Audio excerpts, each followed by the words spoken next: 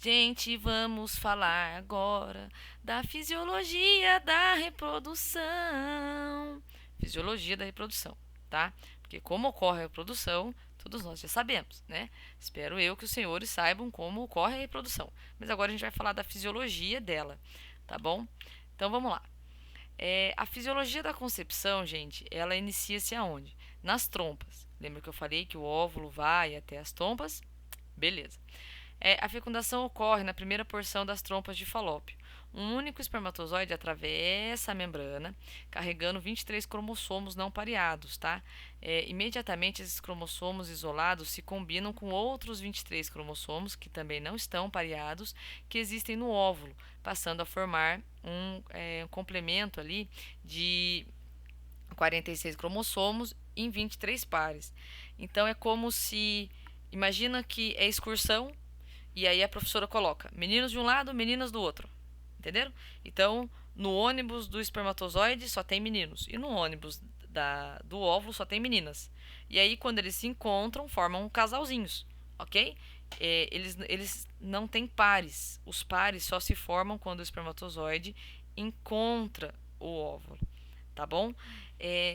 Muitas das síndromes congênitas que a gente observa, né, nos nenéns acontecem nesse momento. Então, por exemplo, a síndrome de Down, que nós também chamamos de trissomia do 21, ocorre o quê? No par de cromossomo 21 tem um cromossomo a mais, entenderam? Então pode acontecer de eu ter cromossomo a mais, de eu ter cromossomo a menos. Tem várias síndromes envolvendo esse momento, né? Síndrome de Turner, Klinefelter, tem várias outras síndromes que envolvem isso, tá? Cerca, gente, de 200 a 400 milhões de espermatozoides são liberados no esperma. Então, quando você quiser incentivar seu amigo, fala isso pra ele. Eu sei que parece meio clichê, mas tem gente que não sabe, tá? Você venceu uma maratona. Muitas pessoas, gente. Muitos espermatozoides correndo rumo ao óvulo e você chegou lá, tá? Então, não ignore isso, tá bom? O óvulo permanece vivo em condições de ser fecundado em torno aí, gente, de 8 a 24 horas depois que ele foi liberado, tá? O espermatozoide um pouquinho mais, de 24 a 48 horas, ele sobrevive ali, permanece vivo, apto a fecundar um óvulo. Isso dá início ao processo de multiplicação celular, cujo resultado final é o desenvolvimento de uma criança. Então, o óvulo que foi liberado lá pelo folículo de Graafi e foi em direção às trompas, encontrou o espermatozoide. Houve a combinação de 23 cromossomos de um lado e do outro, formando 23 pares, tá? E o desenvolvimento disso, né, a divisão celular que vai ocorrer a partir daí, a multiplicação celular que vai acontecer a partir daí, dá origem à criança. O óvulo fecundado passa a ser chamado de zigoto. Durante as primeiras semanas, após a implantação do óvulo, sua nutrição vai depender da digestão trofoblástica e da fagocitose do endométrio. Tá? Eu sei que esse nome trofoblástica parece assustador, mas ele é muito importante. Tá bom? As células trofoblásticas, elas sintetizam e secretam enzimas proteolíticas que digerem substâncias secretadas pelo endométrio. Ou seja, pensa na gente. Quando a gente come, a gente não precisa que o alimento que a gente comeu passe por um processo de digestão para que ocorra a absorção dos nutrientes daquilo que a gente comeu. É a mesma coisa, tá? A fagocitose, ela relaciona-se ao englobamento de partículas sólidas e grandes, tá bom? Ou seja, o zigoto é nutrido através desses dois processos. Ao longo das semanas seguintes, as células trofoblásticas, em conjunto com as células endometriais, vão formar quem? A placenta. Essa fase do processo é chamada de fase trofoblástica de nutrição embrionária. Tá ok? Alterações fisiológicas na gestação. Nós falamos habitualmente, né? Eu tô de 5 meses, 6 meses, 7 meses, tudo mais. Mas também a gente pode ouvir as mulheres falando, eu tô de 23 semanas, de 36 semanas. Então aqui eu coloquei para vocês um calendário, né, para facilitar aí a interpretação. Primeiro, segundo e terceiro trimestre, os meses e as respectivas semanas, ok? Alterações cardiovasculares e respiratórios. Gente, vamos pensar. A mulher está gerando um novo ser. Uma pessoinha está se formando ali. Não tem como o consumo nutricional, o consumo metabólico dela ficar a mesma coisa. tá? Então ocorre o quê? Um aumento da taxa metabólica, tá? Em torno aí de 10 a 25%, que vai acelerar todas as funções corporais dessa mulher. Por que que ela precisa acelerar? Porque ela tem que dar conta do dela e do feto, do bebê que ela tá gerando ali, tá? Ou seja, ela vai precisar de mais calorias para executar as mesmas funções do dia a dia. Uma gestante, se ficar horas sem comer, ela vai fazer hipoglicemia. Ai, mas acontece que quando eu não estava grávida, eu ia comer de manhã, à tarde, à noite só. Por que que agora eu tenho que comer em intervalos? Bom, porque você está tendo um consumo maior, tá? Então a gente precisa compreender isso para poder explicar para gestantes. Os ritmos cardíacos e respiratórios também aumentam, tá? À medida que mais oxigênio tem que ser levado para o feto e mais dióxido de carbono precisa ser exalado. Então, ela vai ter um aumento de batimento cardíaco e vai ter um aumento, né, de frequência respiratória. Lembra quando a gente teve aula de sinais vitais e eu falei para vocês, gente, gestante não entra nessa lista, não entra nesses padrões que eu estou apresentando. Por quê? Porque a gestante ocorre, né, desenvolve essas alterações. E aí eu preciso entender, né, a frequência cardíaca, a frequência respiratória. Por quê? Porque ocorre esse aumento. E esse aumento é esperado, tá bom? A bexiga. Olha o que acontece com a bexiga. Gente, olha o mouse aqui, tá? Então aqui eu tenho a bexiga, aqui eu tenho o útero, aqui eu tenho o reto, aqui eu tenho o ovário. Bexiga tá aqui. Agora, tamanho do neném. Olha a bexiga massacrada aqui embaixo. A bexiga ela é pressionada pelo útero, por isso que a gestante vai no banheiro de 5 em 5 minutos, tá? Não é de 5 em 5 minutos, tá, gente? Mas ela vai muito ao banheiro. Por quê? Porque nem bem cai a diurese aqui, ela já precisa desprezar. Por quê? Porque a bexiga está sendo pressionada pelo neném, tá bom? Alterações de mama. A amamentação é um processo muito importante, tá? A gente vai ter um momento aí para falar da amamentação. Por quê?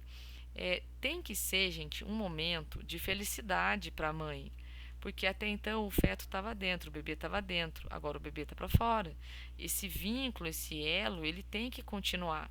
Então, o momento da amamentação tem a parte nutricional que a gente precisa levar em consideração, que a gente precisa enxergar, mas também tem a outra parte, a parte emocional dessa gestante, do bebê, esse vínculo que vai se formar, ok? Então ocorre o aumento dos seios e o aumento, né, de novos ductos lactíferos.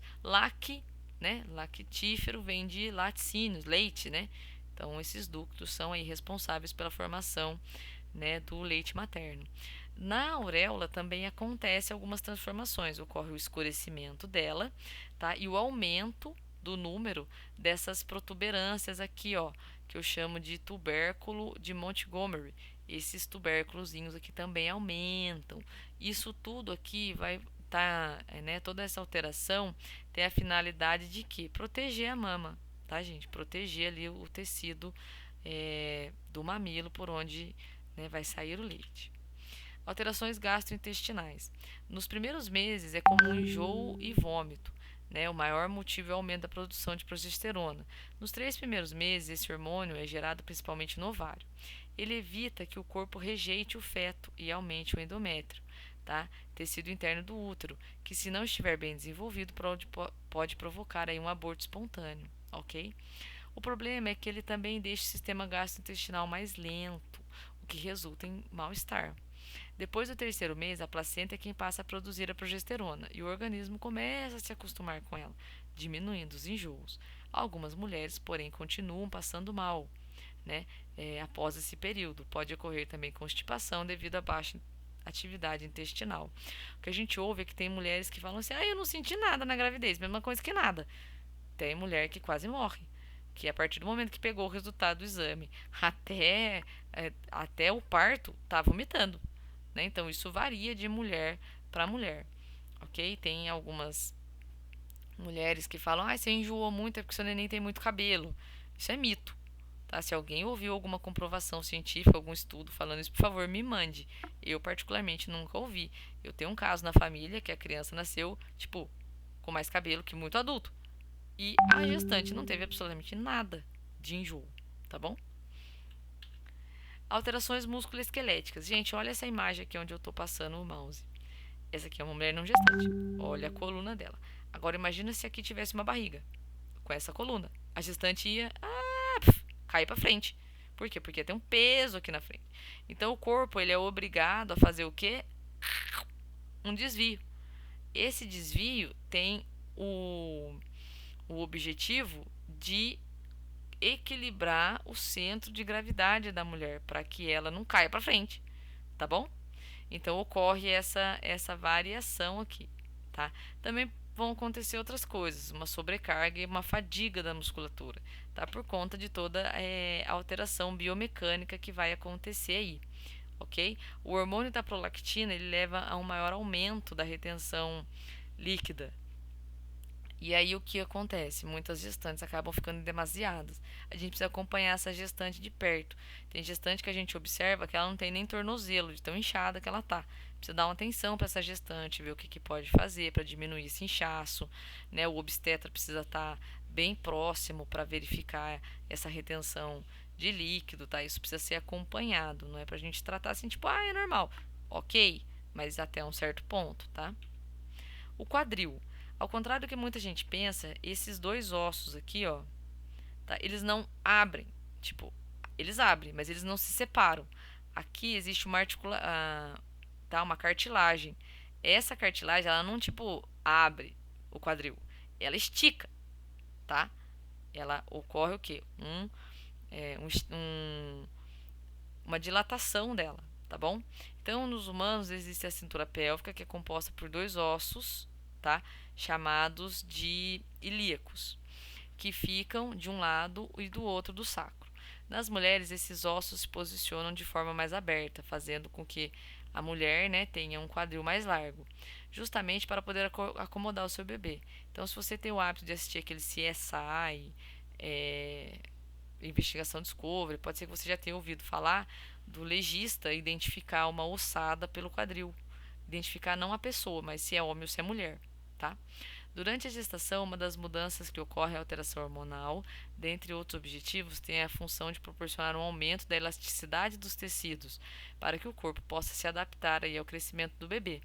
Devido a essa adaptação, que acontece mais especificamente na pelve, é comum a mulher sentir dor e incômodo na articulação sacro-ilíaca, tá bom? Sendo na maioria das vezes uma dor de um lado só, incomodando a musculatura glútea, podendo a gestante até sentir dor irradiada na perna.